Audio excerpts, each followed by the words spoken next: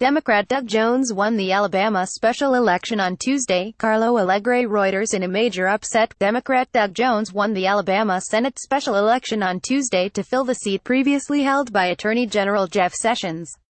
The last time Alabama sent a Democrat to the Senate was in 1992, the Associated Press called the race for Jones just before 10:30 p.m. Eastern.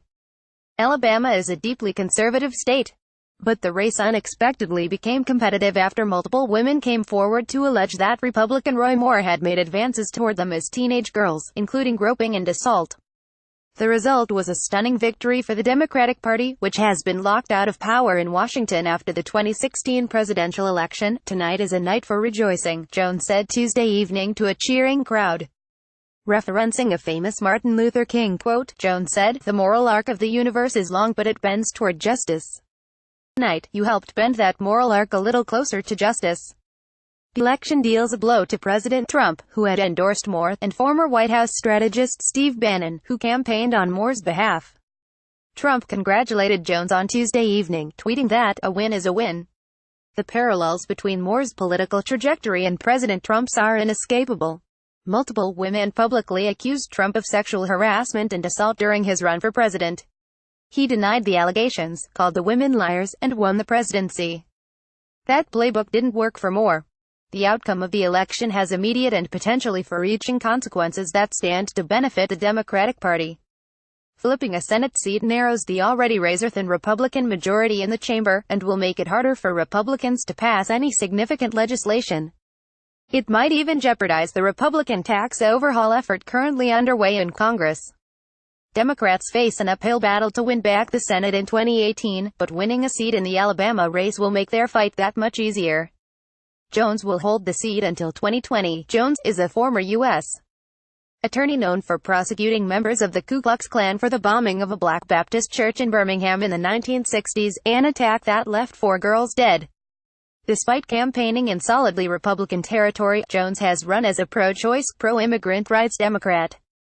Moore is a former Alabama Chief Justice who gained notoriety for defying federal court orders to take down a monument to the Ten Commandments, and to uphold the legality of same-sex marriage.